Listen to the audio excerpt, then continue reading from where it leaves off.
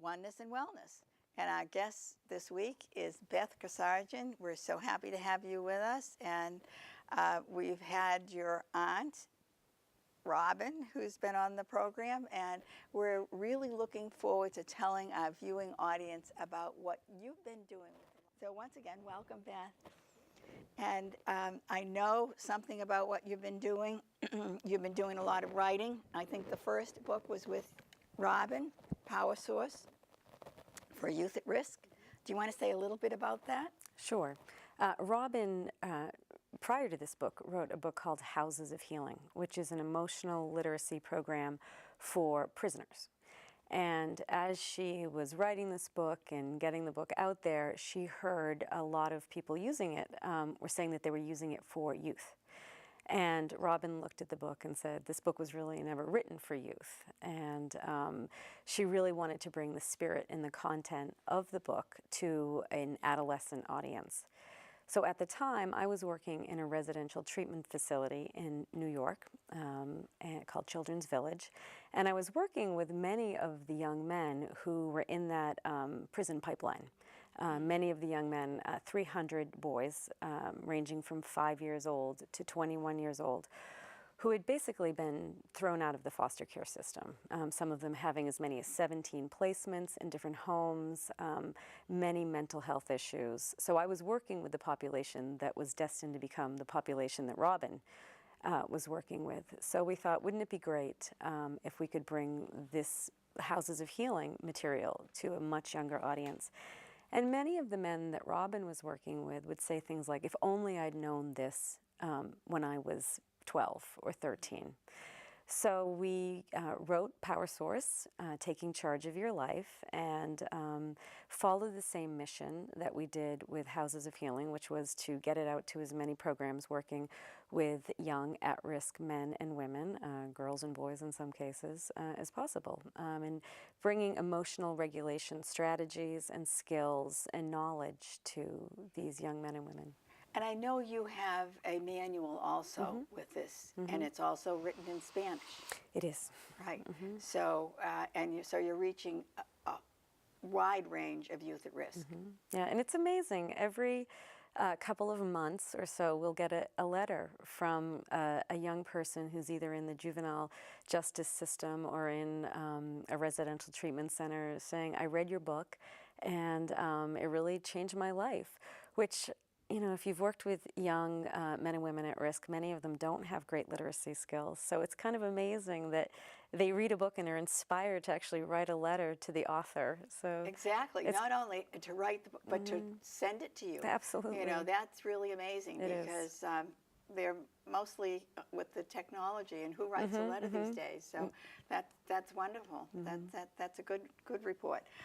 So from the Power Source and Youth at Risk, you evolved to Power Source Parenting. And how did that come about? So as we were running Power Source groups, we would hear young men say, oh, you know, I'm about to become a father.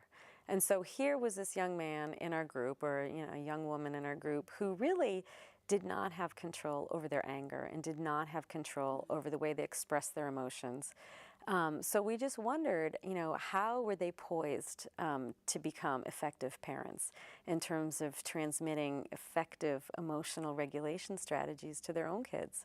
So we started looking around at different parenting programs, and we found there are many programs out there that talked about what we say are the nuts and bolts of parenting, how to diaper a baby, how to take care of a baby's physical needs, but we found really nothing that was designed specifically for teenage parents on how to pass along those emotional regulatory skills, because they didn't have them themselves. So there was really no way that they would be able to pass those along. Right. That's exactly what was pointed out with Robin's original book, you know, that saying, you know, that you can't give what you don't have. So you have to begin to work with the children or the younger people, the teenage parents, so that they can do something different with their children. So tell our viewing audience a little bit about what you've done to help them regulate their emotions. So we sort of approach it from a few different places. One is just to build knowledge about emotion. I mean, basic, fundamental knowledge that many of us take for granted, that, labeling your feelings. A lot of them, if you ask, what are you feeling? Sad, mad, and glad, or I don't know. So we do a lot with being able to identify your emotions, and then teaching skills, very simple skills. Because when we went out and looked at what the interventions are that help young people regulate their emotions, they're very complicated. And we realized that people needed a very rudimentary skill that could be applied across settings and across different situations with different people. So we have one skill called freeze, breathe, and choose. And we teach it repeatedly. Freeze, breathe, and choose. Good So for all of us. It is. So you freeze, so you inhibit the dominant response to strike out at somebody or attack somebody. You breathe, which is a neutral stimulus, so it stops that chain of events from, creating a more, stressful situation. And then you choose. You choose a cool thought, something to help calm you down, and a good move. In psychological terms, it's response modulation. In everyday terms, it's just choosing something that's not going to make the situation worse or that could possibly make it better. Walking away is a good move. Excellent, Yeah. excellent. And it's simple so that people can grasp that. Absolutely. And they can take it into their own lives and they can begin to practice it.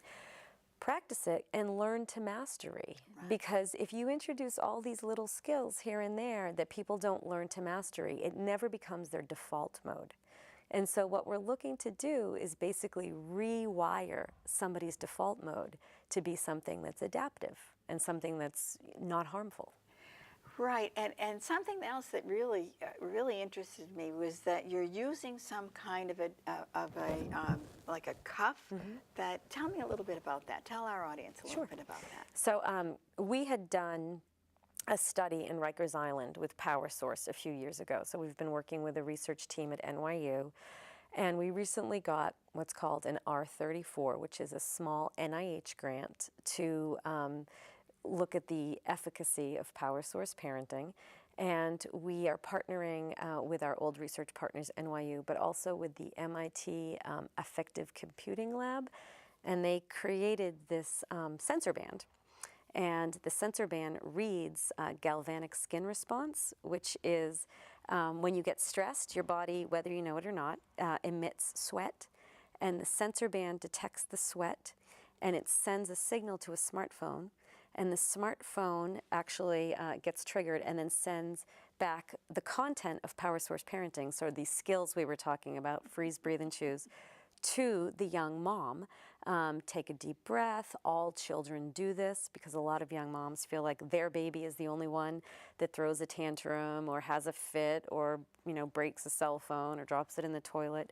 But it reminds them that all kids do that. So that's a cool thought, right? So it normalizes the experience, helps her stress go down, and then she can think more clearly. Wonderful, and of course, all the young people have smartphones, so that's there for them. So they get a little message that comes through? They do. Or a video clip. Or a video clip. Of another young mom saying, take a deep breath, you're strong, you can do this. These feelings will pass, which again is the emotion knowledge. A lot of times people feel like, I'm mad, I'm going to stay this way forever. But the emotion knowledge tells us, no, you're not going to feel this way forever. And these feelings will pass. Just ride them out. Right. Such good information for them. So I asked Robin the same question. It's my favorite question to ask, but what inspires you? I know that you're a mother, a wife, a mother. You have 3 children, and you're doing this amazing work and busy. You do trainings along with Robin. But what is it that inspires you? Well, so we are recently taking Power Source, and we are adapting it for use in a large residential treatment facility in the Berkshires. And this young man walked out the other day, and he had a big Band-Aid on his face where he had been restrained, physically restrained. He was about 13.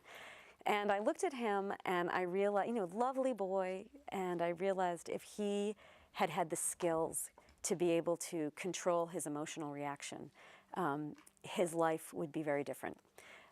He would not have been restrained. He would not get the sense of himself as somebody who's out of control. So I realized these very basic skills, which many of us take for granted, are not natural, that we need to be taught them, and that they can really change the trajectory of your life. So looking at Caesar, I think to myself, you know, if he can learn this, it will literally change his life, his children's lives, and everyone that they touch. That's amazing.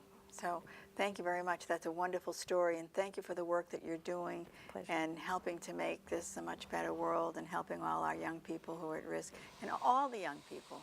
I mean, I could just, you know, the meditation and looking through, you know, reading the book and the manual. Remember, there's a manual that goes with it also. So anyone who's out there working with young people, youth at risk, or young parents, you know, they can get this material through the Lionheart Foundation. They can order books and manuals.